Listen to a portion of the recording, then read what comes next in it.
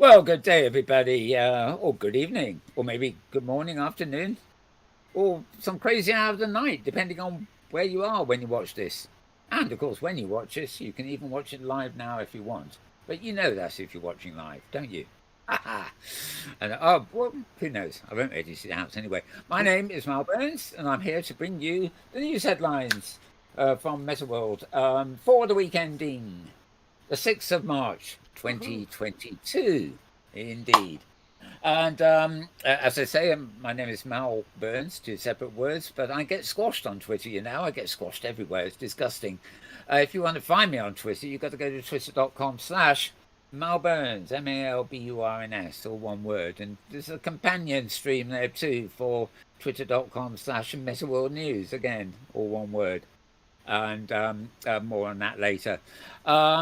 Basically, I'm just going to show you some links as we're talking, and if you want to get to the direct link as opposed to the homepage, which some of them lead to, you simply go to a Twitter stream and find the article you want, and then click on it, and you go straight to the actual website concerned. Okay. So here I am, of course, sitting here in our Open Simulator base newsroom, and I'm joined, sitting next to me is none other than James Atlloud. Hello, James. Hello, Mal. Happy Sunday. Indeed, I think it's Sunday. Looking forward to all the news that's fit to share. Yes, all the news that fits, isn't it? It's what's that, Rolling Stones byline or something? I don't know, somewhere back like when. Right. Yes, something like that. They've probably all got it now anyway. Such is life. Everybody copying everybody else. Right. And if they're not copying, they're faking it. Who knows?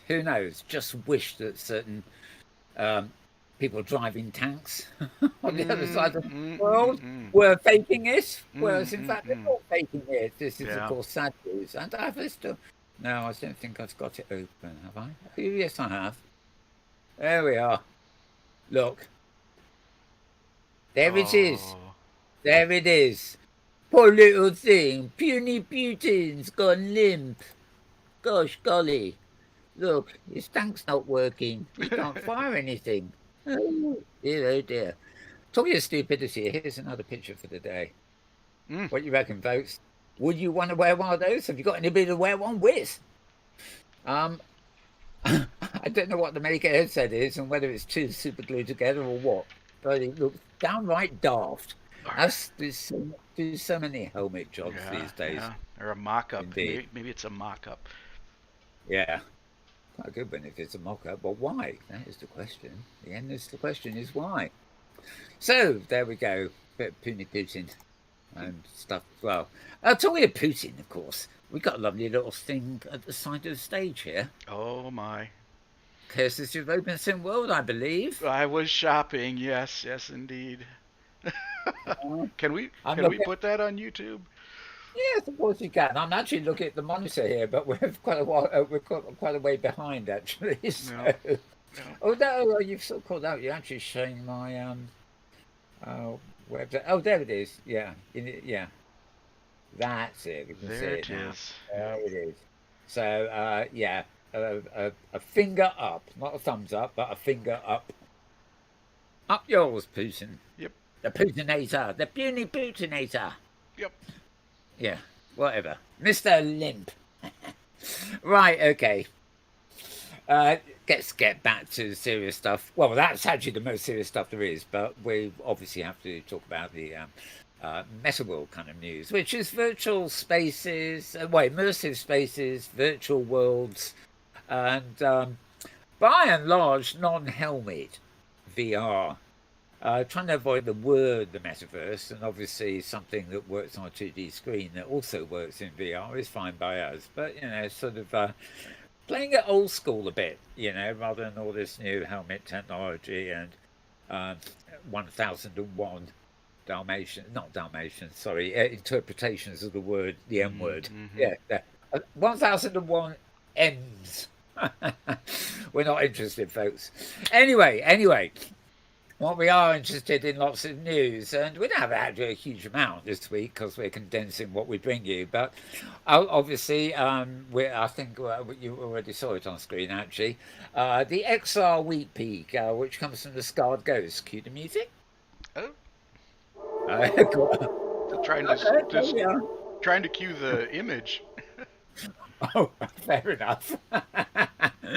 Yeah, cue the picture before the music. Never mind. Anyway, this is Anthony Vitilo. Vitilo, that is his real name. And this is dated February 28th, and that was Monday. But in fact, it's a look back at the previous week. So we always start with this just as a thing for him. So if you want to check out this, go to skaredghost.com.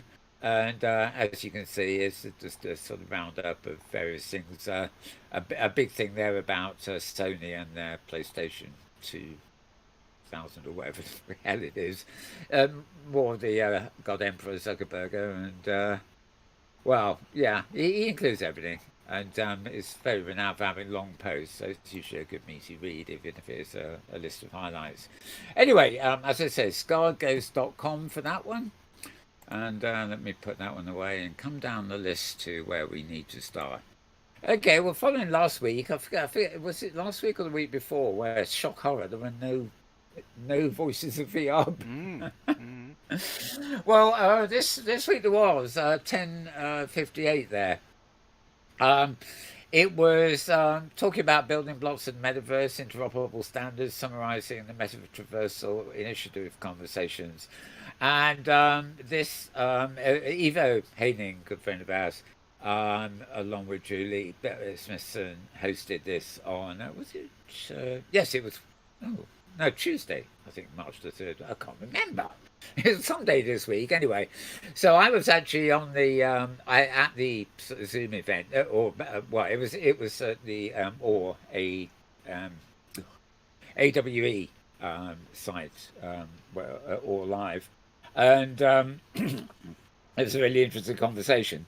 I haven't actually played this yet because this was recorded before. It's not actually a recording of the Metatraversal meeting. It was Ken basically doing an interview beforehand with some of the players there to find out a bit more about it. So I have yet to actually play this back myself in full. I had a peek at it. Tony Perazzi was probably the biggest name on the call. Amy Peck was another one. And Trevor Flowers. Well, hang on. Let me stop reading them out. So interesting podcast here. Talking about Open Metaverse Interoperability Group, which I tend to go to their weekly meetings. Very interesting stuff happening there. Oh yes, and Kronos Group's president Neil Trevett was there on the call too. A very nice, serious anchor that put all these things into context. The Kronos Group, of course, has all the mega corporations involved in it, as well as the smaller ones. So interoperability is certainly their focus. And some videos here of various meetings. Even one has got me on it somewhere, but they play in this disgustingly small window when you actually go to the website. So you're best to actually click through to the YouTube and watch them there if you want to. Anyway, you can play Voices of VR. You can subscribe to it actually on just about every podcast platform going, or you can go to voicesofvr.com, and that's voicesofvr.com. And this was number 1058. Gosh, golly. We'll be on the 1100 before we know it. Then we'll have any more zeros left for a while. Right, okay, moving on. Always excellent for Kent Byers' podcast there. And okay, yeah, this is organics.org. I think we may have a couple this week from them, or certainly on my feed I do. auganix.org. And they're talking about Icanix, Incanix, I think you pronounce it. They've partnered with Monash University to develop treatment for anxiety disorders using virtual reality and psychedelics. Yeah, so instead of using virtual reality instead of psychedelics, or psychedelics instead of virtual reality, they used the two together. Yes, that sounds about right. a happy old double trip, so to speak. Sure, sure. Why not? Why not? Okay. They're a healthcare company, clinical stage pharmaceutical company developing medicinal cannabis pharmaceutical products and psychedelic medicine therapies.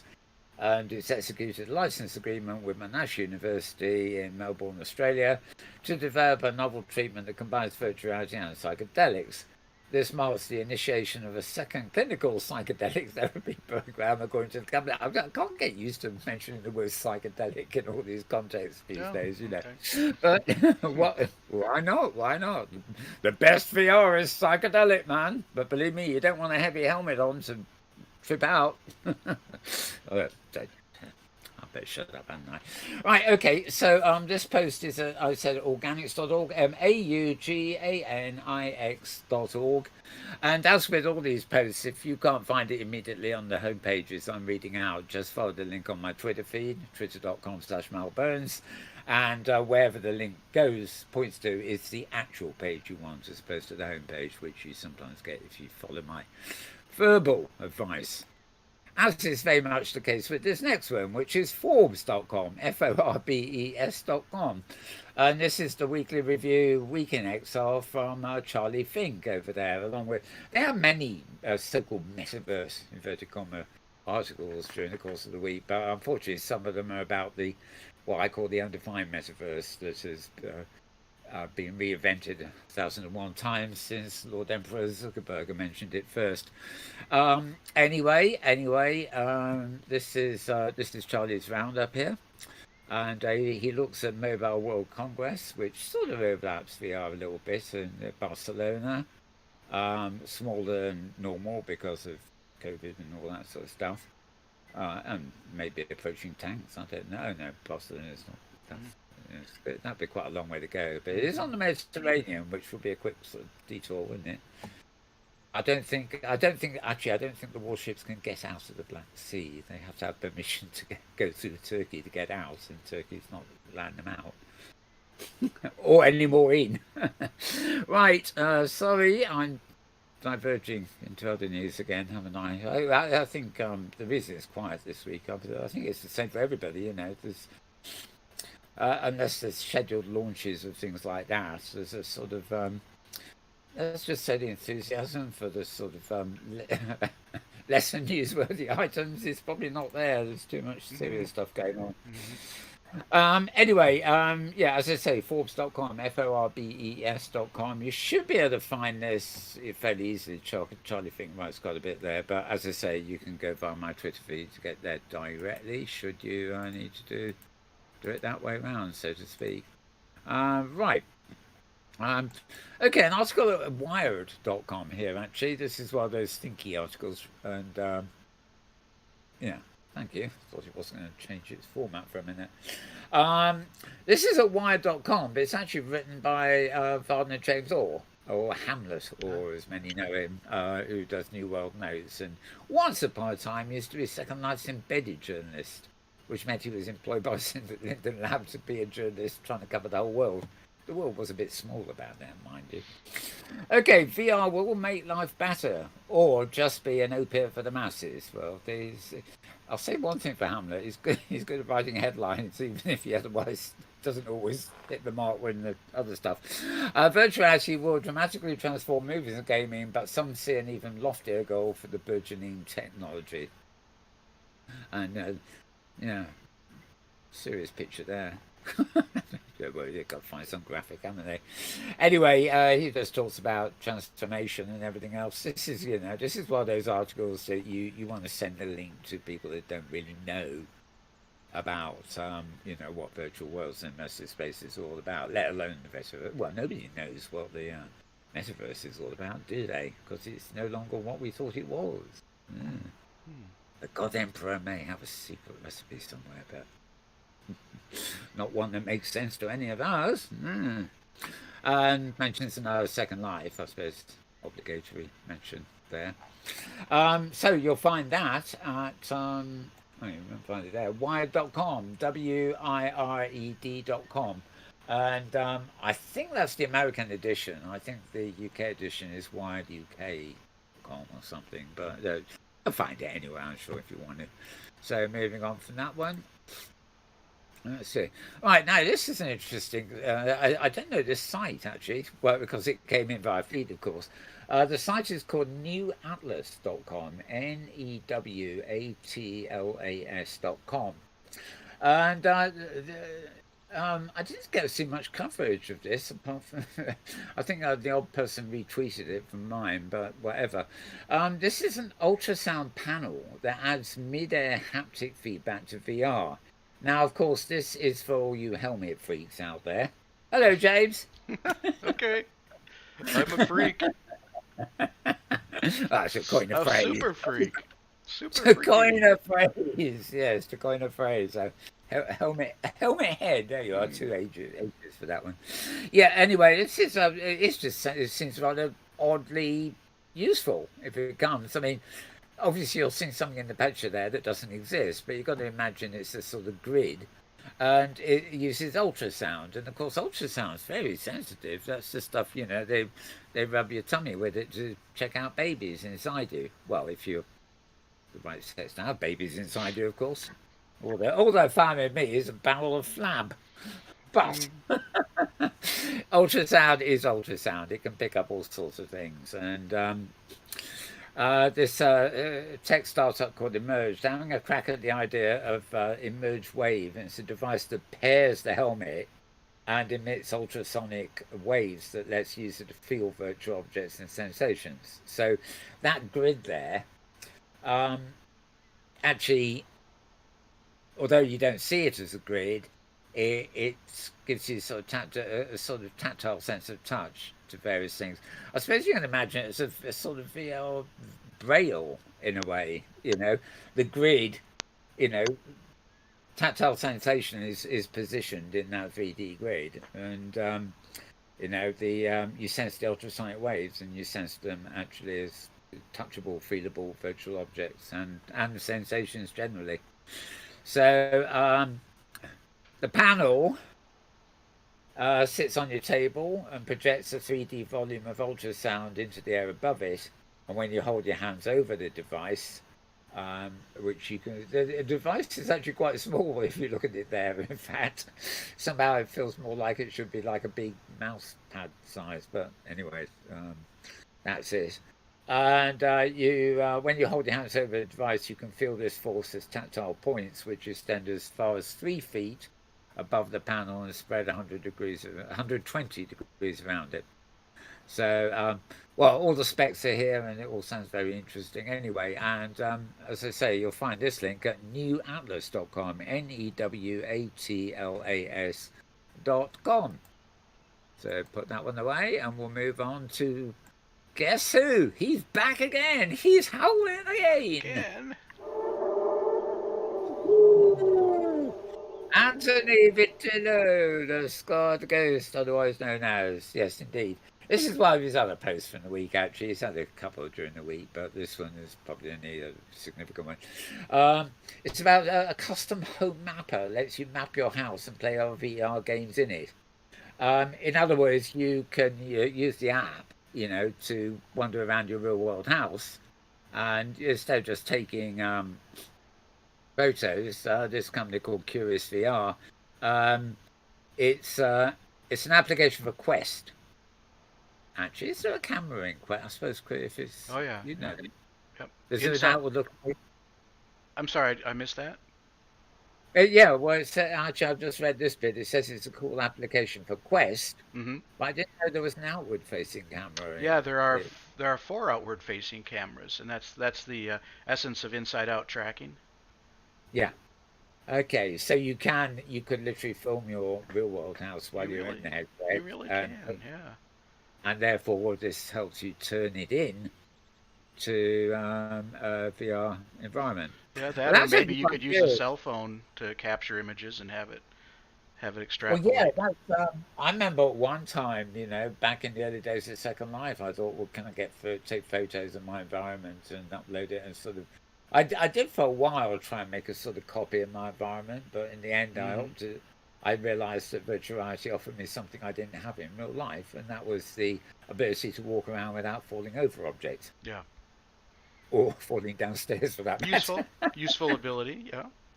Yes, indeed. So, in a way, it's nice to use all that extra space and everything else to create something fantastical and different, an Hmm. alternative, as opposed to, like, I think mirror worlds will come eventually, but, a bit that exciting, just a straightforward mirror world. Anyway, this does sound like fun. And somebody's made an AR mini golf inside the map environment. Um, let's have a quickie look.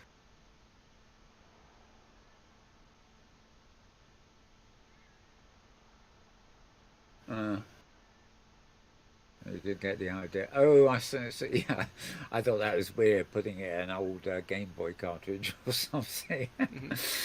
But yeah, I can see many people kind of enjoying that. But that's enough of that there. So it's a nice silent video. I'll give it Yeah. that. Nothing worse than hitting play and then falling off your chair with a barrage of music. Right. Okay. Anyway, there is quite a lot of information here, but that's what you expect from Tony. So scarredghost.com is the one you want for this. SKARREDGHOST.com. And now I'm disposing of that one. And Venture Beats. Yes, we all know Venture Beats. Why the future of the metaverse can only be decentralized. Well, there are 1,000 people who will reply to this tweet saying, yeah, we know that. Of course, we've always known that, which is very true. I'm not being cynical at all. The thing is, the other half of the world just does not know this. Whatever comes, it's got to be decentralized. So there's an interesting article here from Justin Sun, permanent representative of Grenada to the World Trade Organization and founder of Tron. I don't think that's the Disney movie, however. The race to the metaverse is on, featuring runners and riders, including tech giants like Meta, Microsoft, and Epic, to blockchain old schools like Decentraland and Somnium Space. The only problem is it looks suspiciously like a repeat of the format wars we've seen play out time and time again.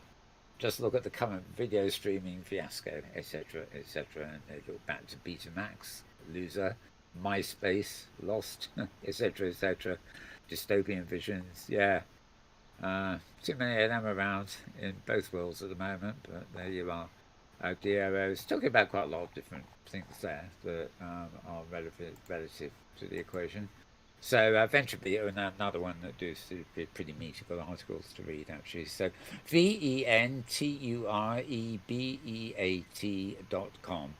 And again, direct link can be found at my Twitter feed. All right, now final web link for this section, so to speak, anyway, is your car could power the metaverse and other predictions.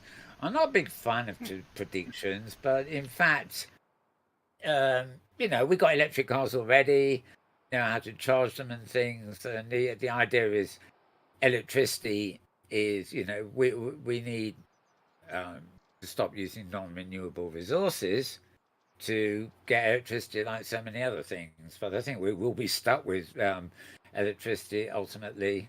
Um, and well, now they refer to the vision of the metaverse, blah blah blah. So they've fallen for the M-word business, but never mind.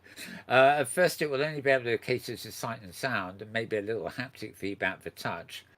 Full immersion won't be possible for another 10 or 20 years. They seem to have got the message as to what the metaverse might represent, so they can be forgiven for using the word maybe in this context.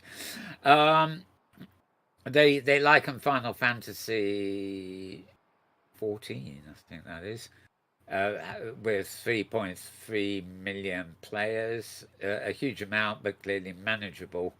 But an immersive 3D world, as ubiquitous as the internet is today, would have 75 million people in it, at least. They're talking about 750 million people in Europe alone, with 90% have high-speed broadband internet. So we're already all that equipped. even a conservative estimate of only 10% of people being interested in the metaverse regularly, that's still 75 million people. Still 25 times more people on the metaverse than playing the largest MMO today. And that's a really, really, really low estimate. And it's just for Europe, so you get the idea. So they're looking into all that. Obviously, powering a future system will be a major thing. But they reckon that I live in a top floor apartment, and there's nowhere. Well, there's a parking space in the square below me, but there's no way I can sort of park a car and hook it out to my own electricity, as it were. But people who can do that, of which people who have houses in places that are self-contained, can usually power their own cars overnight. And there's ways, there's ways that the power could be, generated a bit like people's computers are used overnight when they're not on them to do number crunching for various things. Obviously, that is there's power involved in all this, so it's not sort of magically getting rid of the requirements of power, but it's a matter of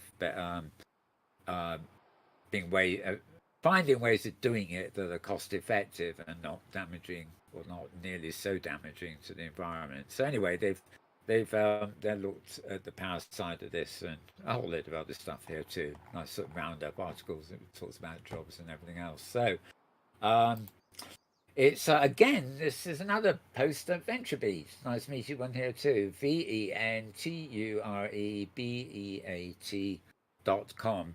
I think it's a reprint of an article from a magazine called Game Eye, but we haven't included it before, so here it is. And an advert for data summit on March 9th, but probably out of most of your field of interest. So get rid of that one. And yeah, that's all I've got for the direct web links, and we're doing fairly well. Not quite about, coming up to 30 minutes, so we've got about 15 left. I've got a couple of other links here, which will be I'm holding in reserve. They are actually for a little bit later when we do our thing with the InWorld review that follows on the hour after this program. But I do have one offline film to show you here. I think I do. Find out where it is. Oh yeah, there it is. Oh good. Oops. Not what I wanted to do. Sorry, I've got a bit of a problem getting this to the right position. Okay, playing it for you now. It's not the right. Oh Lord, what am I doing? Sorry, this is what we want. This is something that was announced this week too. It's HTC Vive, the headset helmet people. They've launched this thing called Viveverse. And this is just a little clip of it. They've got legs, which is the start. Better than most. Good to know there's a helmet job with legs. Anyway, just have a look.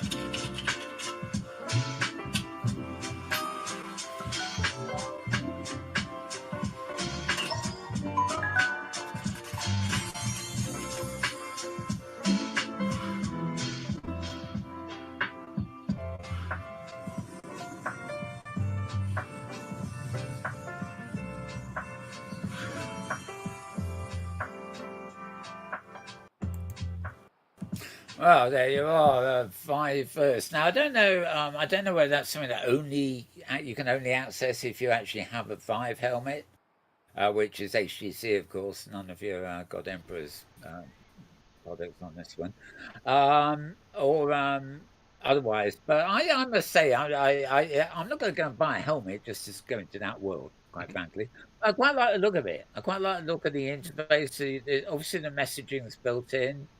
There's a lot of tactile stuff. I still get a bit weird when I see keyboards pop up into thin air to use. But the avatars seem fairly fleshed out. They do have legs, And they don't which look like babies. yeah, They exactly. look like Yeah, adults. How quaint. yeah.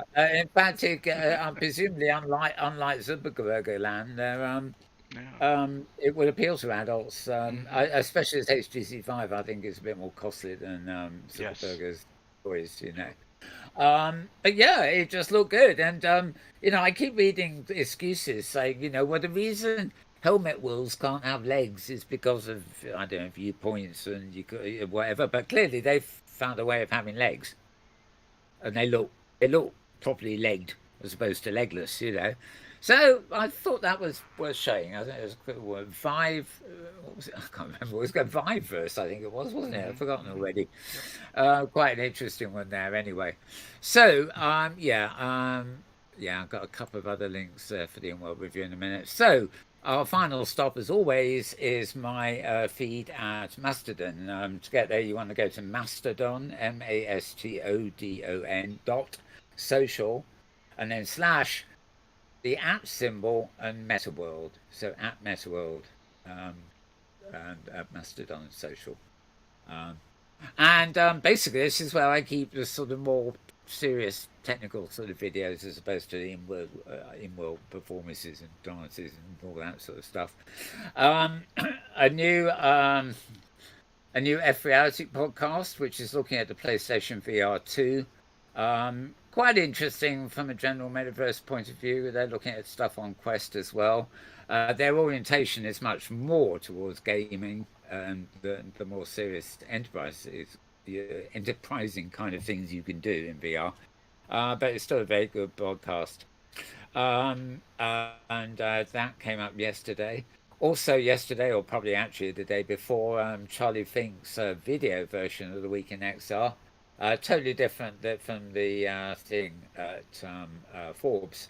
Here is with Ted Shilowitz, and they jointly hosted, and their guest was somebody called Rob Tursek, who's actually the author of a book called Vaporized.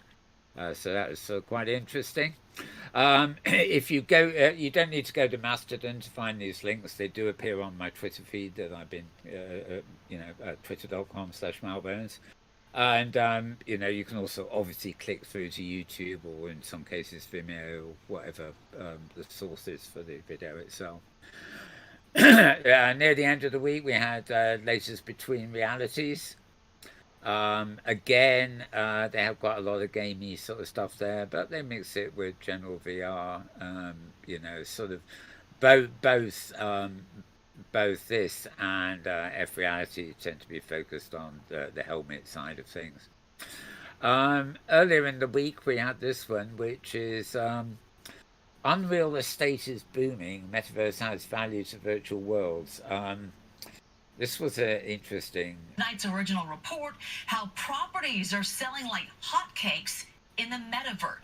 Right, I think this was all about. It's a plot of digital land. It's something we've been seeing more and more from all sorts of video game companies already, and now it's starting to push into Sandbox, and the first one on the block, Second Life. I'm just going to build this virtual world because that's what I wanted to see happen, and I wanted to see what would happen if people were enabled to enter into a big shared single space. Lots of real money that's been exchanged into digital property, where he plans to throw private digital parties and release music. JP Morgan Chase just opened up the metaverse's first digital bank branch. Oh, another first in the metaverse that isn't yet. Right. It's a three-minute clip that jams a whole lot in there, and it's nice to see they haven't all forgotten Second Life and some of the forerunners of Morgan Chase and Co. Whatever. And from the beginning of the week, we have of course the VR download. Did you watch it this week, James? I did. Yep, it was Yeah. it was interesting. They focused a lot on the PlayStation VR, and Yeah. I think one of the interesting things was that David was concerned that there's not any conspicuous audio, and they were talking about the important aspects of spatial audio, and Yeah. I have to agree. Mostly for me in video games, the spatial audio is really important to understanding where things are. So I Yeah. think it remains to be seen. I would think it would have to have spatial audio at some level. It's hard to imagine a headset not having it. But this was just it Yeah. I was a mean, pre-release, a right. press release. Well, I remember when Digital Audio Broadcasting, first came out over here anyway. Hmm. And everybody was telling you to go and get this DAB radio, and you can get all these stations that you can't get on traditional FM and everything else. And when you did get it, I mean, the only really interesting stations were the ones that were already on FM. But more to the point, it turned out to be mono. It took Ah, several years before hmm. digital audio broadcasting became stereo. So, FM gets its name from frequency modulation and the idea of stereo. So it was a bit of a con, but of course it's now a preferred way of listening. But yeah, these things come. We've got Philip Rosedale's high fidelity audio, Hmm. which platforms like Clubhouse use. The API is sold to quite a lot of people, fairly economically, I gather, as it would have to be if Clubhouse are using it. So yeah, and there are other ones too. So I guess it's something that would just come. It's like first edition. Oh, we forgot about the stereo bit. Mm. So yeah, hopefully it will maybe will come. Yep. Um, And as then time goes. the usual host, Kyle, wasn't there, and the word was Oh, he's working on a very special, exciting project. So, mm, but when you watch a program, you get accustomed to seeing the familiar host. But um, yeah. Ian and David are doing a great job, so I still enjoy the show. Good. I wonder if Kyle is going to re-emerge more on the mixed reality side, because of Yeah. course they have formed a kind of background collaboration at the Yep. moment, which we don't really know that much about. Okay, well, they're always a good listen to. That's all the ones on the list here. And this next one is marked 6 days ago, so I think I probably only posted it. Yeah, there's last week's news. So this one also, this is Meta Traversal. I mentioned them in the text earlier about Voices VR have done a interview with them. This is actually from the 13th of January, and it's just some YouTube highlights. Um, but is this the one? Is this the one? I can't tell. But yes, there you are. If you can see where my mouse is, Ah, that's me. okay. Yeah, that's the me where my mouse cursor is. Yeah, look, I'm wiggling by myself. Anyway, yeah, okay. So that's that lot for us. And with that, I think we can wrap this show. We are, of course, getting ready to go on air with another show, aren't we always? Which is going to be on the hour. So we'll just have time to log off here, move stages, and get that ready to go. James, any final thoughts on the news this week, No, as it were? just I have to comment. I really like seeing avatars that look older, and so Yeah, that's one of my complaints about so many of these systems is that they're so childlike, and so that's something I think we've got here in OpenSim and Second Life. We've yeah. had the time to develop avatars with some character, and I do get attached. As ugly as my avatar is, I'm attached to it. So Well, it's look at part the of the mess next immersion. to you. Look at the mess next to you. Oh, sorry, the mesh. The mesh, right? Next to you. Right. And he can't even speak anymore. He's so old and decrepit. Or his lips don't speak Yeah. anyway. Yeah. He's doing a telepathic broadcast to go with the video. A poor old dude still stuck with mouse-based voice. I don't know. Carbon-based life form, eh? Yep. Yep. Aging at that. Right. Okay. Yeah. And oh yes, I was going to mention something else which is totally irrelevant at the moment. Anyway, so I think we can say goodbye to everybody. All right. It's let's play our little game. XR, VR, MR, blah blah. When it comes to the M word.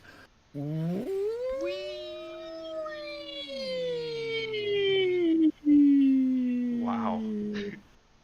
R. That was quite the portamento. Yeah. I'm taking my all these crazy superhero type nonsensical things on TV these days of people making noise. I'm taking my cue from these. Well, never mind.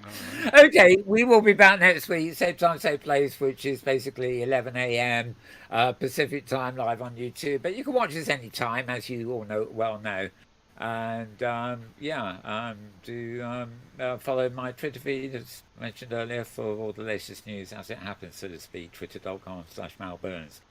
With that, on behalf of James, my stomach, I'm running out of breath with all this. Right. On behalf of James and me, we will wish you a very good week. Have a good one. Stay safe. Stay indoors if you can. Work from home. Work online. That's the whole idea. Jump into a metaverse for anything you want to do. Not just work. Not just play. Whatever. The metaverse. The M word. Virtual world. I'm going to fall into the same trap again. Anyway. The virtual world is there for you, and we will see you next week. Bye for now.